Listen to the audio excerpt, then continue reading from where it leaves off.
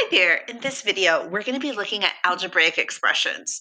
Now, just a reminder, algebraic expressions have coefficients. These are numbers in front of the variables. Variables are generally the letters. We don't have to always use x, but we see it used very often. And then we have constants. Those are numbers that do not have variables with them. So will you be using that terminology in a few of these examples? So I wanted you to kind of refresh your memory of what those mean. So look at 1a here. We're going to multiply 3 times 4w. When we do that, we're simply going to multiply these numbers in front. 3 times 4 giving me 12, and we'll put a w on the answer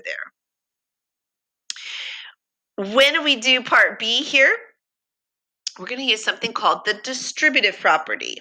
So we're going to take the 4 here, and we're going to multiply it times both terms here. We're going to multiply the 4 times the 2, and then we're going to multiply the 4 times the x.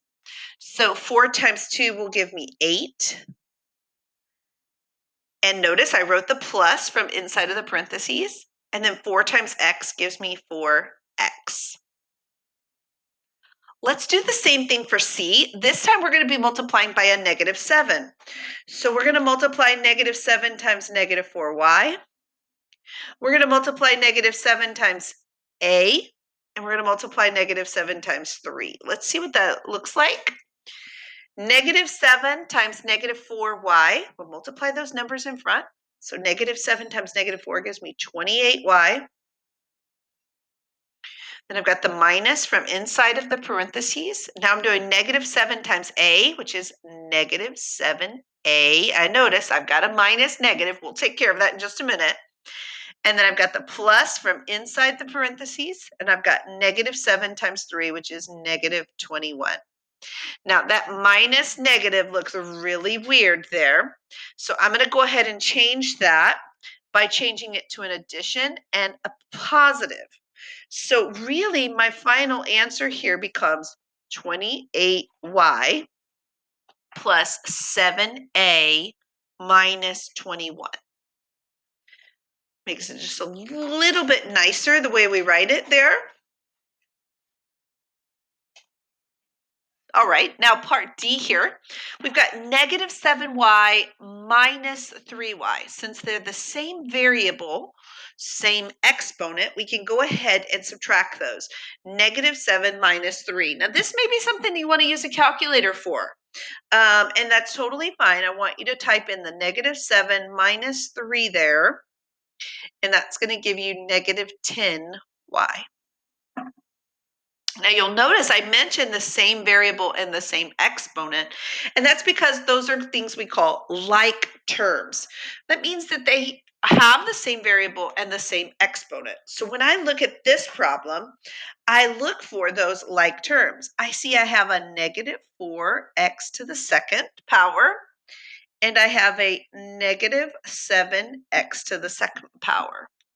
So 4x to the second power and a -7x to the second power, I'm going to add those two together. And again, you can do that in your calculator if you'd like. That's -3x to the second. I want you to notice I didn't change the exponent at all. I left the exponent. I just added those numbers in front. Then I have this 5x. Now it has an x with it, but it doesn't have an exponent of 2. That's why it had to be separate from the 4x to the second and the -7x to the second. So it is all by itself. All right, and then I have these constants. Remember, those are the numbers without any variables with them. Okay, so I've got -6 plus 8. -6 plus 8. Again, you can add that in your calculator if you need help with the negatives there, and that would give me +2.